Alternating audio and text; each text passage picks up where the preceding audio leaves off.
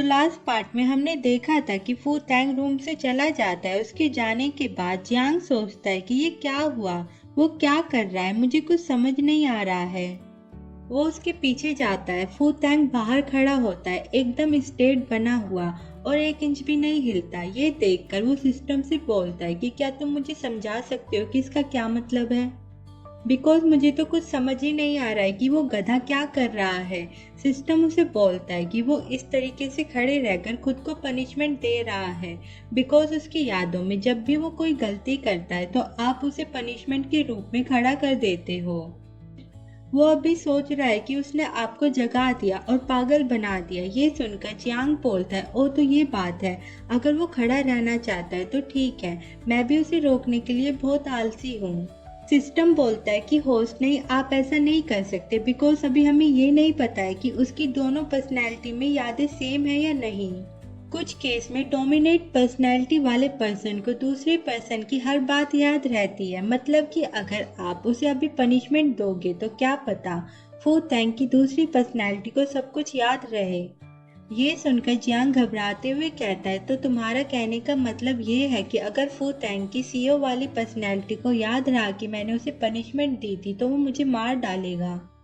वो जल्दी से ही फू तैंग के पास भागते हुए जाता है। उसे देखकर फू तैंग बोलता है कि क्या हुआ मिस्टर जियांग। जियांग उसके फोरहेड को टच करते हुए कहता है कि मैंने तुम्हें कभी नहीं कहा कि तुम बाहर खड़े हो जाओ, तो फिर तुम यहाँ पर क्या कर रहे हो, यहाँ तो गर्मी है और तुम्हें लू लग जाएगी। वो उसका पसीना पोंछते हुए मन में बोलता है, अगर तुम बीमार पड़ गए तो तुम्हारा सीईओ वाला वर्जन मुझे मार डालेगा। फू तैंग बोलता है, मैं इसलिए यहाँ पर खड़ा हूँ ताकि आप मुझसे गुस्सा न रहे। जियान बोलता है, बकवास करना बंद करो, अगर तुम्हें कुछ हो गया तो मुझे बहुत ही ज्यादा बुरा लगेगा, इसलिए चुपचाप अंदर चलो। ये सुनकर फू तैंग ब्लश करता है और अंदर जाने के लिए मान जाता है, जिससे जियान खुश हो जाता है और फू तैंग से पूछता है, तो क्या आप आज काम पर नहीं जा रहे हो। ये सुनकर फू तैंग बोलता है, काम। जियान उसके फेस का रिएक्शन देखकर सोचता है, उसके चेहरे को देखकर लगता है कि उसे कंपनी भी याद नहीं है। तो इससे पता चलता है कि फू तैंग को सीईओ वाली पर्सनालिटी के बारे में कुछ नहीं पता, मतलब कि वो सीईओ बनकर क्या करता है उसे इस वर्जन में कुछ भी याद नहीं रहता।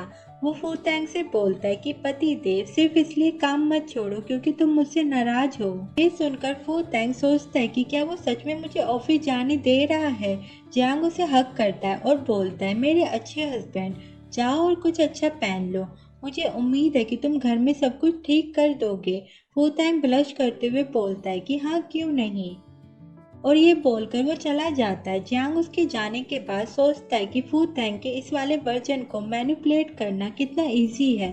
फिर थोड़ी देर बाद हमें फू तैंग को दिखाया जाता है, जो कि एकदम ही मस्त लग रहा होता है ब्लैक कोट में। वो रेडी होकर बाहर आ जाता है और सोचता है कि जान लूलो, क्या धोखा देने के बाद मुझे मनाने का यही तरीका है। चलो छोड़ो, अब जबकि तुम मुझे कंपनी को कंट्रोल करने को कह रहे हो तो रेडी हो जाओ। मैं जियान फैमिली को पूरी तरीके से खत्म कर दूंगा।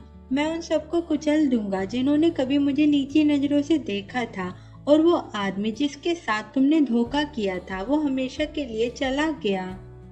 और फिर वो किसी को कॉल लगाता है और दूसरी साइड से कोई बोलता है कि हेलो सर, हम LIT प्राइवेट इन्वेस्टिगेशन से बोल रहे हैं, हमें आपका रिक्वेस्ट मिल गया है और इसी नंबर पर आपको आगे जानकारी मिलती रहेगी।